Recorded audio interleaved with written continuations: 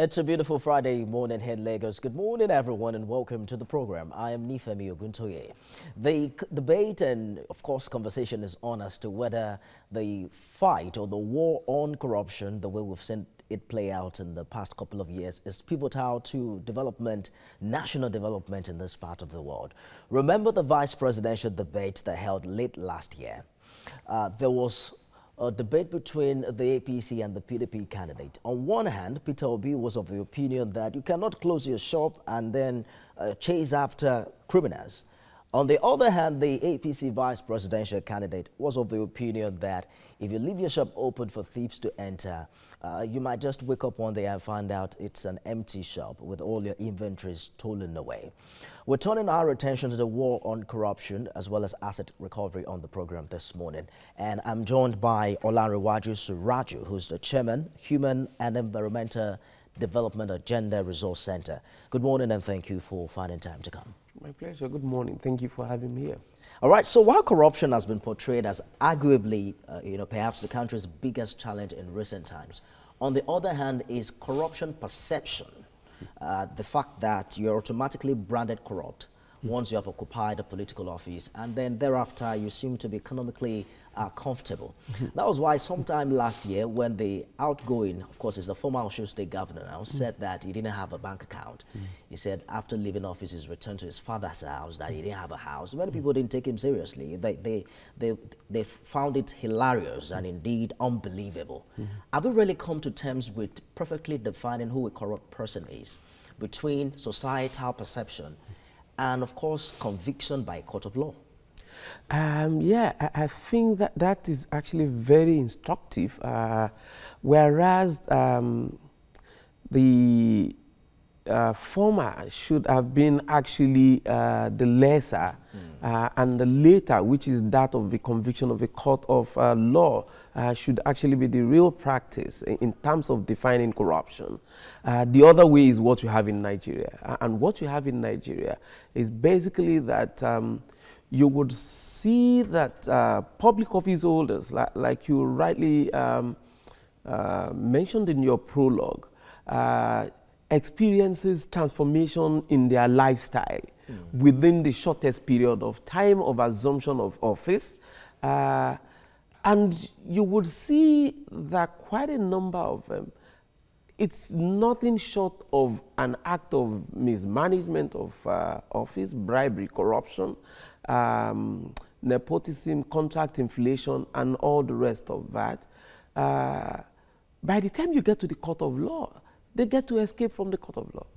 So you're seeing such a kind of an anomaly within our system, such that the court of law is unable to actually prove the obvious, and it is only left to not just perception, but the reality that stares the people in the face. How true does this reality, I mean, how realistic is this reality? Because on one hand, you seem to have justified the fact that we don't seem to get enough conviction, at the level of the judiciary. For instance, remember the video that showed an incumbent governor allegedly collecting weights of dollars. So I was surprised to hear a senior lawyer say that if the money, for instance, was not appropriated for by a House of Assembly, then there's really nothing you can do with that person at the court of law. We seem to be in a dilemma, really, as, defining who a corrupt person is in this part of the world. Yeah, this is the reality, and that is the most unfortunate. And I'm sorry to say quite a number of our lawyers and senior lawyers are not deploying the profession and the heart of law to advance the society, but rather to protect individuals and also some of their criminalities. With that case that you saw on the video, beyond the fact that he is a governor, because of his immunity, possibly EFCC would not be able to arrest him now or rein him in. It is actually a violation of the money laundering law. Under the Money Laundering Act, you are not allowed to transact anything above $10,000 outside the financial institution. So I can, sitting between the both of us here, if I should from here transfer $10,000 to you in cash, without using any financial institution, I have already committed an offense. So it is a complete different ball game, talking even about appropriation or not appropriation. For you now to have a sitting governor having that transaction. Allegedly. No, there's no allegedly there. We saw it on the video. Because so they are yet to. There are insinuations that that video is, is fake and all of that. No. But let's turn our attention to why we're here, because I don't want us to. No, I'm going to go there. I'm happy you made that very good. So it is important that we also situate it and then give the public the appropriate information. Except there is a counter video that shows the original. You can't say one is fake. So you must be able to show this is the original. This is where we were talking. In this age and time, they say that anything can be doctored. No, that's why I said the governor did not say this is not me. That is my clone. So that was him. So then he needs to show us what exactly was doctored or photoshopped. You know, there are some who would say that what we've successfully done in the past 15 years is fight corrupt people and not fight corruption itself. And that is why there appears to be a growing perception that once you belong to the party of the incumbent or you are in the good books of the executive, you are most times shortly shielded from prosecution when it comes to corrupt practices. We have had time and time again the opposition accused the incumbent of witch hunting its members. My question really, because the school of thought believes that what we're doing now is chasing a few numbers of corrupt people seeking convictions in court, while the system itself remains susceptible to corrupt practices. Yeah, what are your thoughts about that? That is extremely correct. The fact is that, and I'm happy the way that you presented it, this is not about witch hunts. Witch hunts will mean that people who didn't commit the offenses were actually either arrested or prosecuted for offenses that were not committed. So if it is selective, then it is still actually dealing with the issue. And it is extremely also correct that, what has been done in the last 15 years is more or less asset recovery, not entirely actually dealing with corruption itself. And dealing with corruption would mean that you block all the possible loopholes and opportunities for which corruption festers. And when you still look at the salaries of members of the National Assembly, that does not go in consonance with the salaries fixed for them by the Revenue Mobilization, Allocation and Fiscal Commission.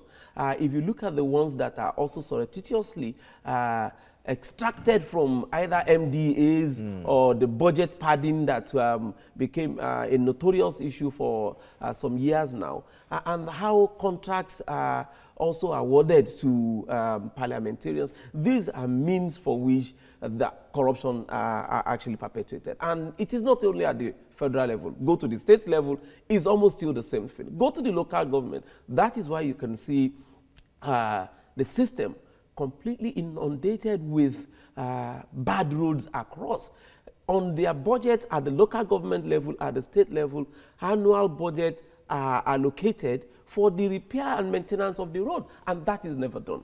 So these are monies that are taken away for personal benefit, and that is why I said, it's now more of reality. In the court of law, and I'm happy that the Supreme Court recently came up finally with that and said for every suspect that is taken to court for corruption and bribery or any form of corrupt practices, the onus will be on the suspect to actually provide evidence to the source of what is termed as a proceed of crime. So it is no more for the prosecution to show that you stole money to build an edifice. I'm concerned about the argument of whether we're fighting corrupt people or fighting corruption, because we seem to have seen some efforts in the past 3.5 years. There is the whistleblowing policy of the federal government.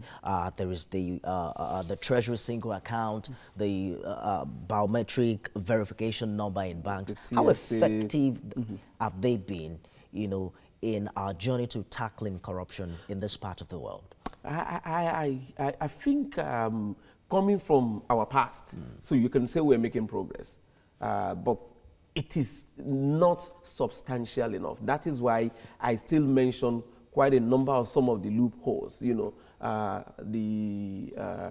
security votes for our governors, the security votes for local government officials, even the security vote for even parliamentarians. These are very serious means of diverting funds that you have with public office holders, and you still go to the ministries and you would see a whole lot with directors and permanent secretaries who are able to use one form of contract splitting, contract padding, contract cost inflation that we're still not able to deal with. And contract process is responsible for about 70% of the corruption in Nigeria. Unfortunately for this government, like the previous ones, they've refused and failed to constitute the Nigerian Council on the Public Procurement, which is supposed to take responsibilities for contract evaluation and contract assessment and also approval, not supposed to be the Federal Executive Council. And that is why you will see that it is still possible for both the bureaucrats and the politicians to collude together under their MDAs to have monies, budgeted for whatever. And we have seen a couple of that play out in recent years, where even people in government had given, contract allegedly to themselves or to companies that they preside over. But it's still been debated whether or not the ongoing prosecution of corruption is selective or not. Sometime last year in March, the federal government eventually released the looters list, which mostly, of course, included members of the opposition. Other people who are saying, for instance, nothing seemed to have been heard about the sack of the former, NSA director and the SSG. What are your thoughts about this? Yeah, these are major indictments on the government. The fact is, if you look at and understand how corrupt officials deal with the process, it is almost near impossibility. Because it is usually about manual process, so it's very easy to manipulate papers. It is not completely either digitized or put in electronic form that is difficult for someone to erase the process of which contracts would have been awarded and executed. So it is still very much possible for people to doctor documents and get away with it. How you get anti-corruption agencies to successfully prosecute many of the cases relies on the cooperation of people who are either there now for you to deal with people of the past, or for people who are still there for you to deal with people who are of the present. So the example of that is to the extent that for you to get some of the governors or ministers or commissioners successfully prosecuted, you would need a lot of cooperation of those who are occupying the offices now. And you would see, give you some good examples. With the case in Rivers State, when there was an attempt by EFCC to actually prosecute the former governor, Dr. Peter Odili, it would have possibly been very successful under that circumstance because the control of Rivers State moved to Rotimi Amechi, who was not loyal to PDP at that material point in time again. And what did Peter Odili do?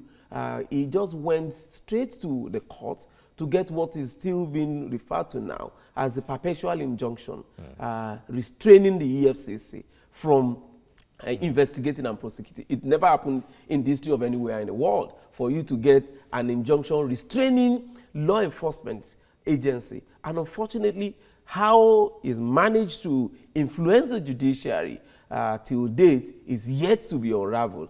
The case was appealed by the EFCC and is not been decided or assigned.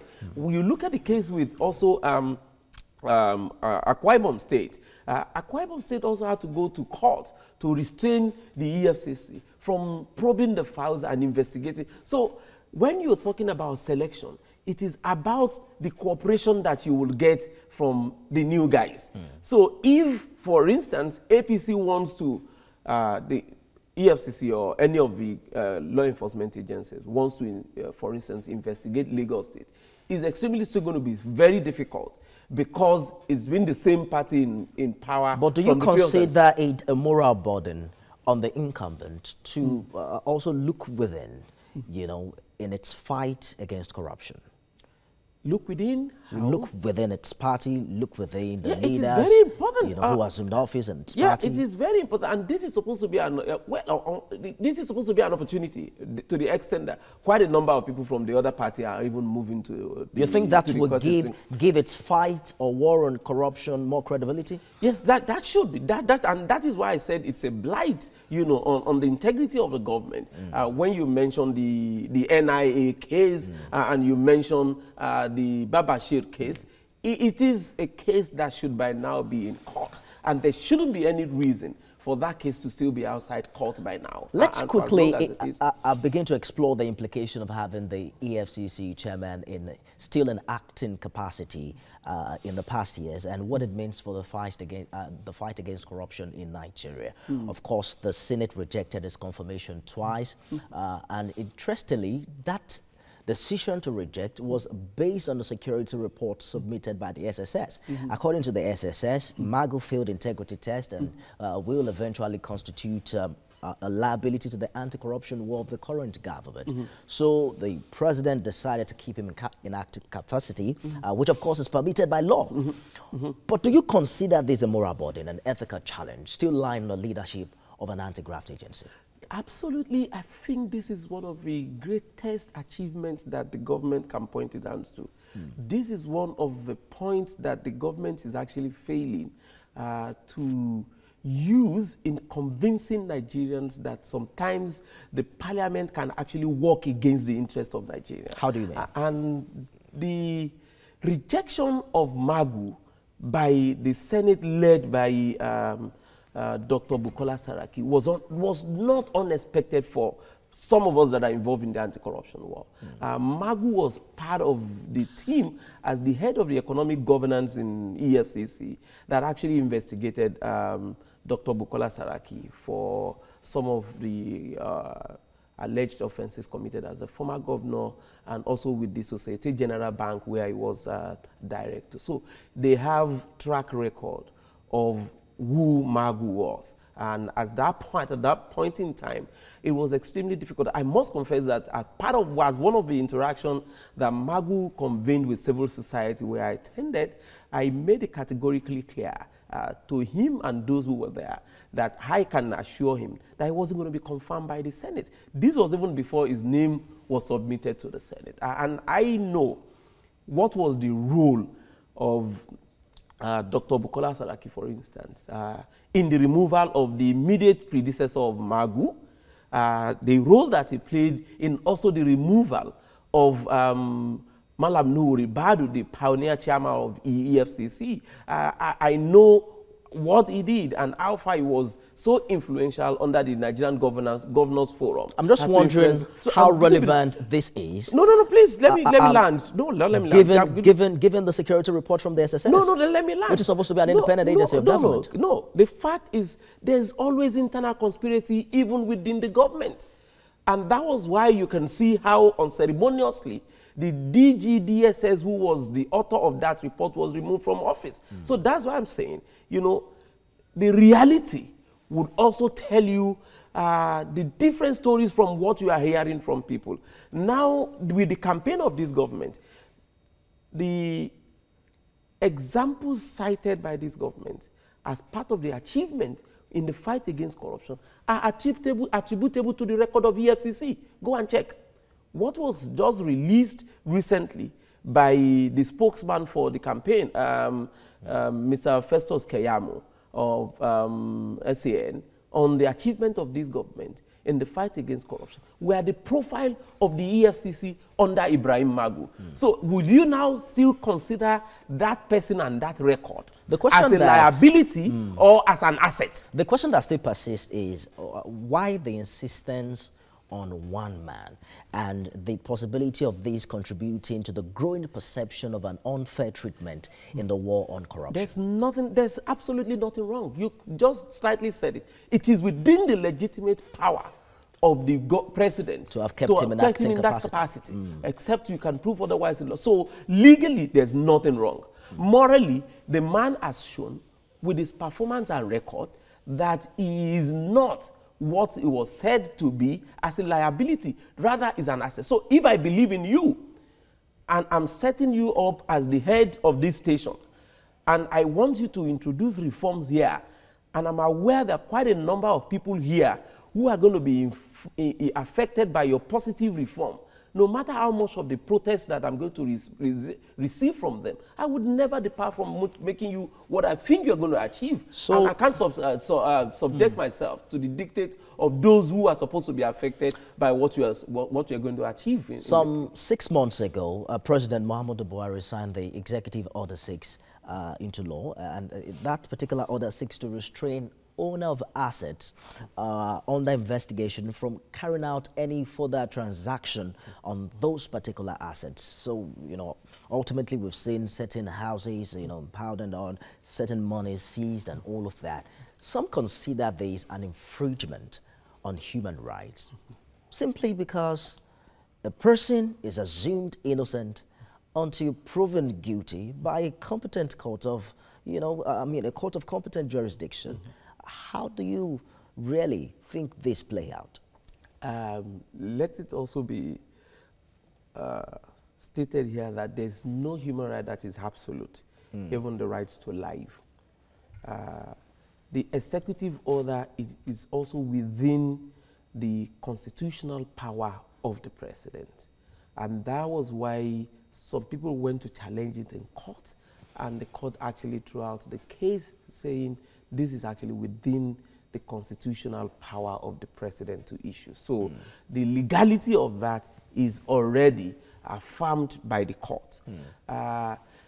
There's nowhere where a proceed of crime is also suspected and identified by the law enforcement agency, and the suspect is allowed unfettered access to those suspected process of crime. That is one of the reasons why it's extremely difficult for us to successfully prosecute those who are charged for corruption, because they still use the proceeds of those crimes to hire the best lawyers in town. Exactly the reason Mr. President gave to stop owners of such assets from using their proceeds to pervert the course of justice. Precisely. But 6 months on now, would you say that has impacted on the speedy conviction of especially high-profile corruption cases? It's not going to happen just within 6 months. It takes, even the court-sitting process sometimes doesn't. We have cases that are in court at the instance of majorly many times the defense counsel and sometimes the prosecutors, you know, lasting 10 years, 11 years, and quite a number of them even for longer years in court. So this is not going to happen within just 6 months. It is going to take some time, but then you can be sure that this is one of the things that would reduce the access of these high-profile corrupt people from using the proceeds of, you know, their crime to actually sustain that criminality. And that would also go to those who are elected into public office, the governors and the rest of them. Many times they would just force their way into office, rig their ways into the office, you know, manipulate the process, because they know once they get to the office, they can use the state resources to go and fight their opponents in courts. Yeah. As we speak now, there's an estimated $20 to $40 billion stolen annually from developing countries. And of course, hidden abroad every year. Only a small proportion of this money gets back to the country that actually owns it. We've heard President Muhammadu Buhari ask several times for the repatriation of these funds. Remember the last time it was the UK and Nigeria was caught fantastically corrupt. He said, well, it doesn't matter, just return the stolen fund. How well would you say Nigeria succeeded in securing the cooperation of these foreign countries in its war on corruption? I think the source of that fact is actually not taking into cognizance what beyond just corruption, which is also looking at the gamut of illicit financial flow. And what the report recently of the Mbeki committee came up is only in Africa alone, there's about $100 billion leaving Africa under illicit financial flow on annual basis. And Nigeria is one of the leading countries, with the highest number or percentage of that amount of money. These countries of destination of some of this money are actually not only profiting in terms of economic benefit, it is also sustaining them even politically and as superpowers of the world. So it is not easy for you to get them to cooperate. The level of cooperation is extremely low. Sometimes some of these countries are involved in conflicts that you see in many of the developing countries, especially in Africa. So they enjoy these so much in secrecy, and Nigeria has been a victim to a very large extent of some of these happenings and developments in the country. Even the United States was accused by some of the countries, including Africa, most especially, of recovering over about $1 trillion, from or recovering some of these illicit funds that entered the U.S.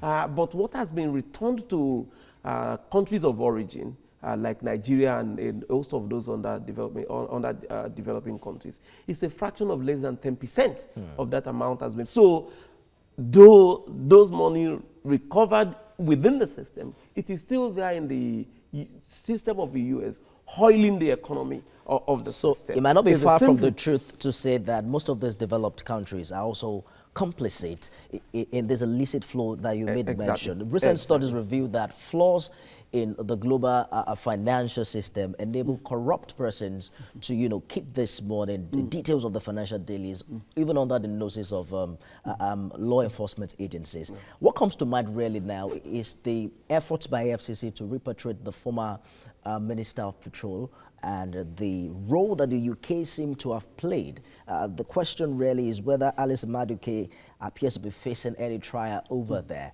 Would you say that Africa as a continent is doing enough to make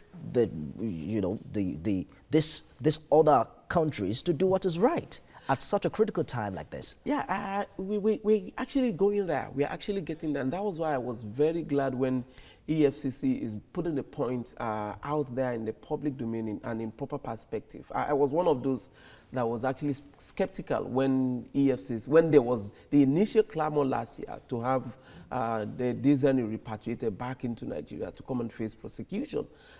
Because you know how it is for many of these high-profile guys to just appear in court on the day of arraignment, go to prison for 2 days, get bail from prison, and they're back into limelight, running their show and then having their fun. I mean, quite a lot of them are around, even still vying for political offices, under the claim that they are still presumed innocent until convicted. So it is important that we also roll back these international communities and then tell them that they need to heal themselves first before they can tell us about how corrupt we are. The revelation is clearly showing that corruption is not a one-way thing. So monies that are stolen from here, once it can find safe haven in your system, it means that your system is also corrupt. Without public exposure, sometimes from here or outcry, you wouldn't even know that those monies were there. So Abacha stole so much and kept in many of these countries, and they kept quiet and they moved on. These monies find their way there. They kept on. So while we were recovering, or attempts were made at recovering the monies that were stolen by Abacha, the monies from Desiani, from Kola Aluko, from J.D. Omokori found their way into this financial system of these countries. Let me hold you briefly. When we return, we'll continue this conversation. Of course, there are allegations of disparity in figures as regards recovered loot. The big question still remains, what is the federal government doing with the loot that have been recovered in the past years? We'll discuss all of these as well as open the phone lines when we return after this break.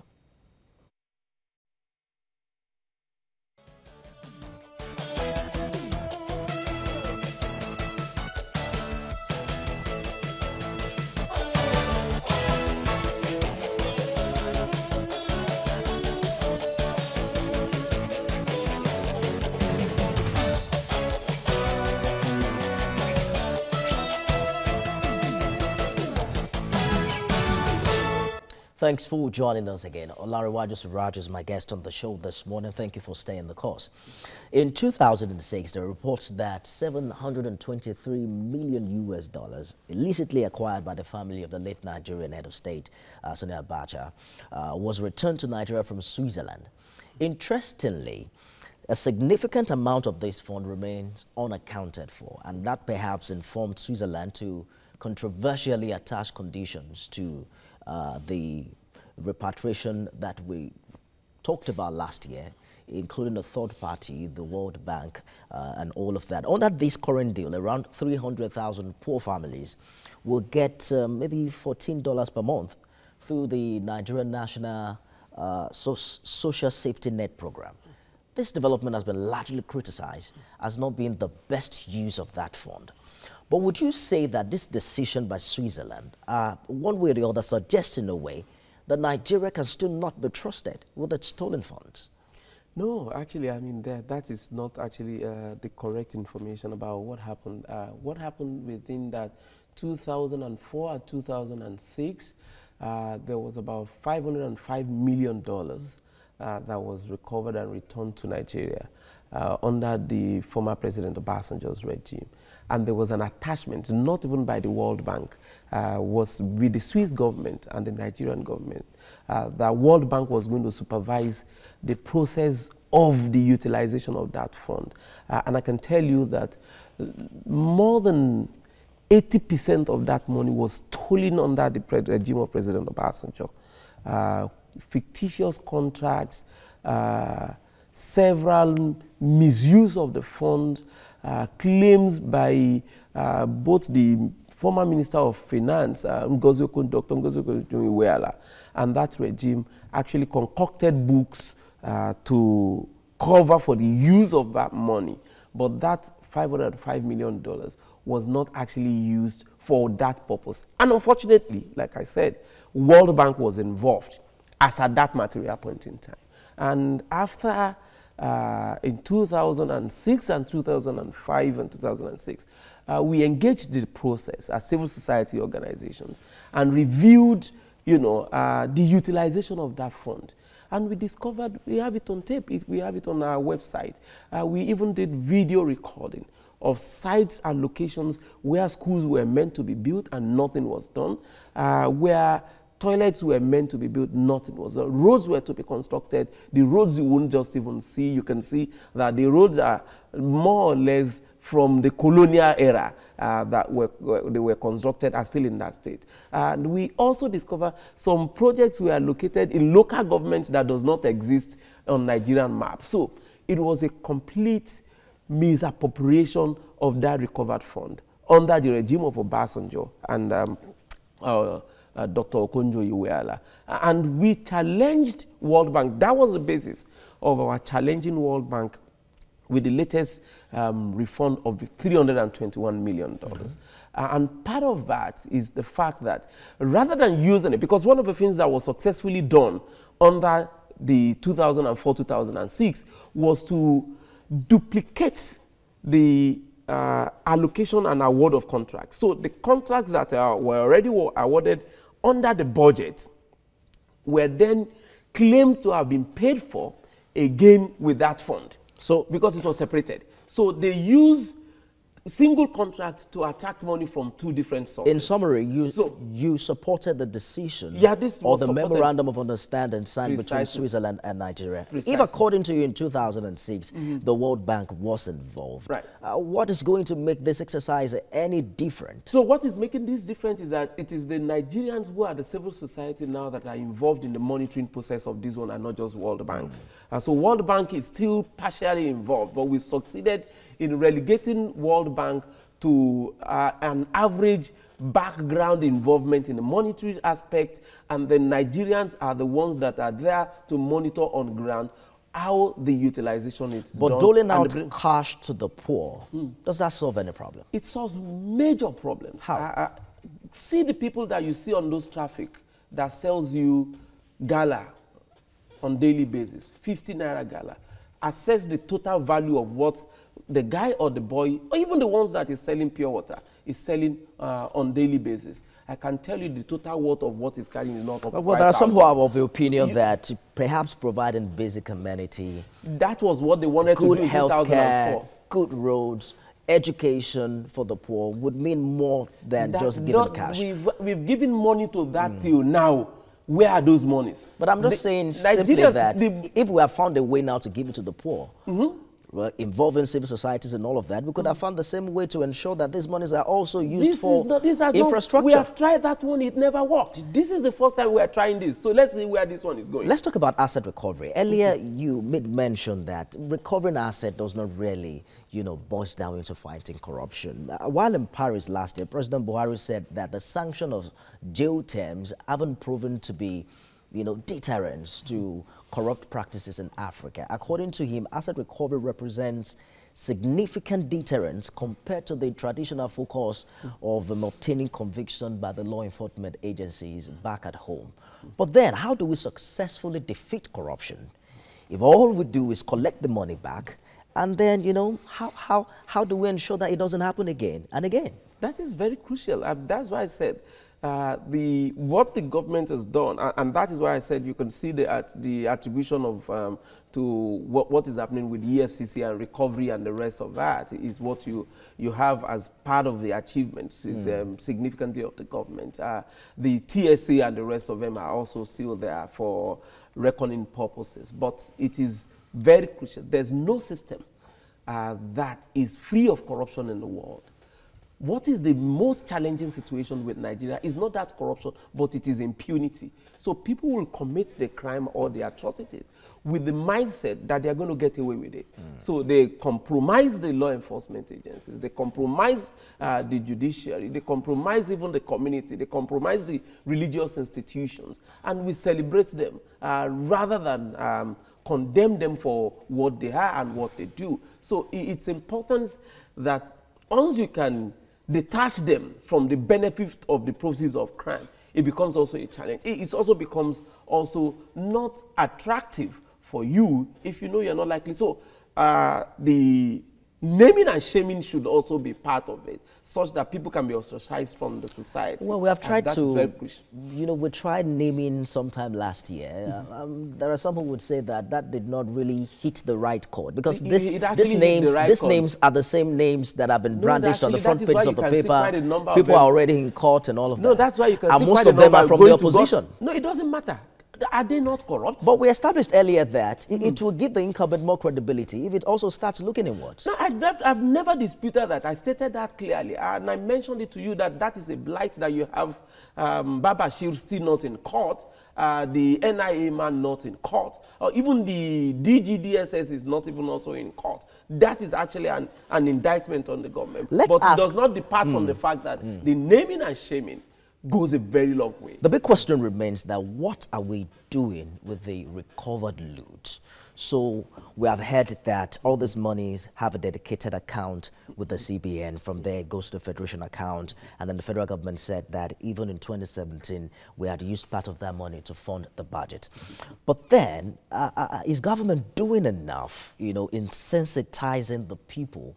Because sometime last year, there was disparity. The EFCC was saying, oh, we have over 700 billion. And then the Minister of Finance is saying we only have 91 billion naira. The Minister of Information came and said we have recovered about $10 billion since 2016. There seem to be different figures.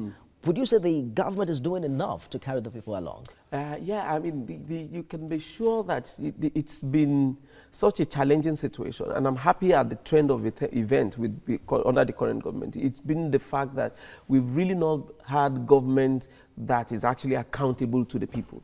So this demand for account by people is actually throwing them off balance. They were not used to the practice. So trying to get their acts together would sometimes be this challenging. And we must continue pushing them until we get them to perfection. But it's important that you will have some disparity between what the Minister of Justice would say or the Minister of Finance from what EFCC would say. So EFCC will give the report of what EFCC has recovered, and the Minister of Finance or the Ministry of Justice will give a report from what EFCC has recovered, what ICPC has recovered, what Ministry of Justice has recovered. So what happens when what the Minister of Finance is reporting is just a fraction of what a single agency of government is reporting? Yeah, but let me hold you for a minute to take this call from Oshogbo. Good morning, Comrade Ayo.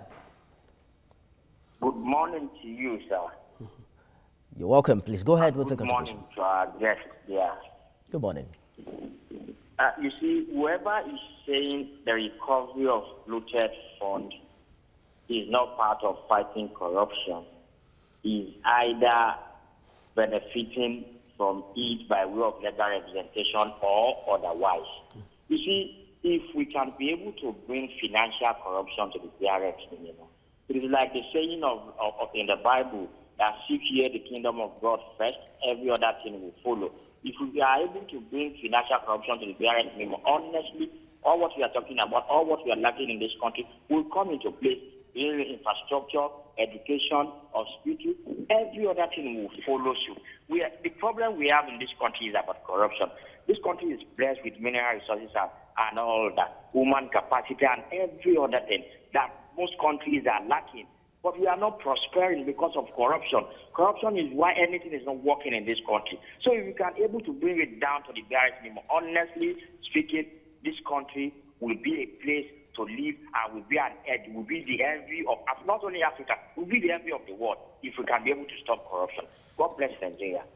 God bless you too, Comrade Ayo. So the perception is that there is the possibility of relooting the looted funds, and the Nigerians are expecting that comrades like you would ask for more clarification on the part of government to be ensured that this process is as transparent and as it is accountable.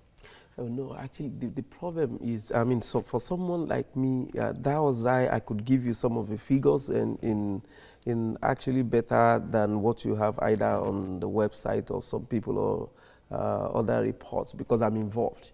So I know in terms of figure, beyond the 321 million, there was another 73 million that came from the UK as part of the Malibu deal that some of the insiders were going to get, So I know how some of those monies are coming. I know what the civil society is already doing. And the civil society are already involved in monitoring the process of not even just the homegrown feeding program, even the cash transfer and the rest of. We have civil society organizations. Authoritatively that all of these looted funds that have been recovered are really, you can track them. Yes, I can say that authoritatively. And it is not so that one of the things that is also important is these recovered funds are not just to be utilized only by the federal government.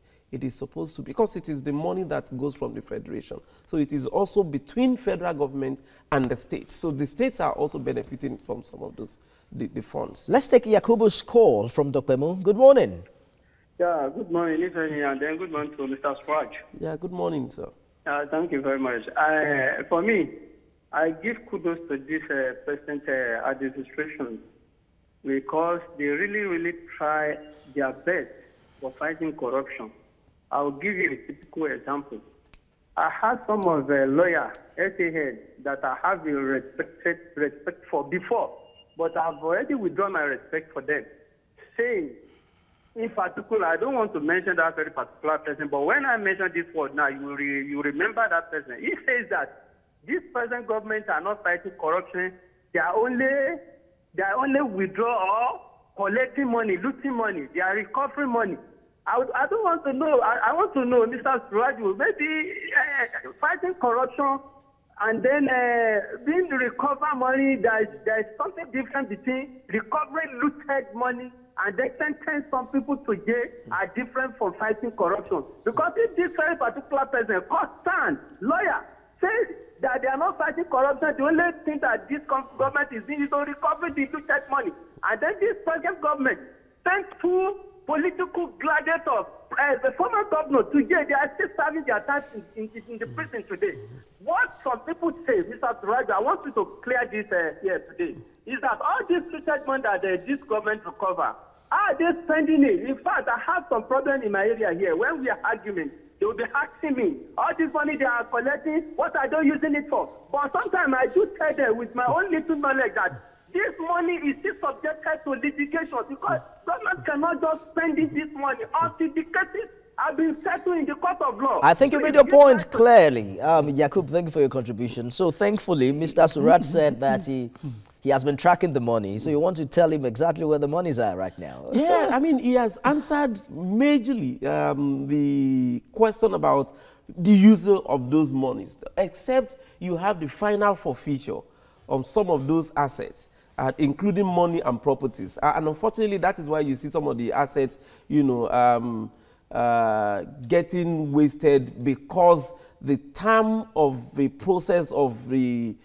conviction and also forfeiture of the asset takes a longer period than what you assume. And I'm happy that the EFCC is also devising a new means of going for the assets first, you know, and getting the assets temporarily and possibly final forfeiture on some of them before they convict the suspect. So with that, once they are able to prove in court, then the courts can say, if you don't come to claim this particular money within a specified period of time, the final forfeiture goes in. So at that point, it is not every of the money that was that has been collected and deposited in the dedicated account in CBN that can be used until the final forfeiture. Let's take this conversation to Abia State. Good morning, Okorafo. Good morning, sir. Good morning, our guests in the studio. Good morning. Honestly speaking, all these assets recovery, I'm just suggesting to the government, now that we have linking issues, like this worker salary, like this ASU strike, is it not possible? I agree that the court to come back with final decision. Is it not possible for government to go there, borrow that money, and use that money and solve all these problems so that things will continue moving? Because keeping money, just like somebody going to buy a new dress. You went to the market, spend money and bought it. You just keep it during Christmas or during Easter or during Salah. You start using that. To me, it doesn't make sense because people are dying. Let us make use of that money now because this is Nigerian money.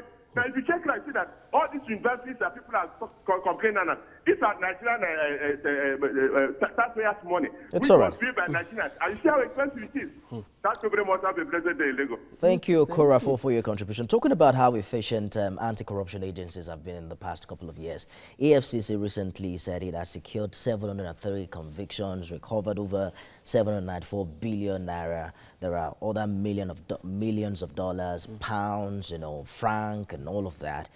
The EFCC acting chairman even hailed the judiciary for speedy trials and all of that. We've heard that two former governors, one, the former Taraba State Governor, Plateau State Governor, are currently serving the 14-year jail sentence. We've heard about the Treasury Single Account. We've heard about the BVNs of this world. But yet, corruption perception appears to still worsen in this part of the world. Nigeria is still ranked 148 out of 180.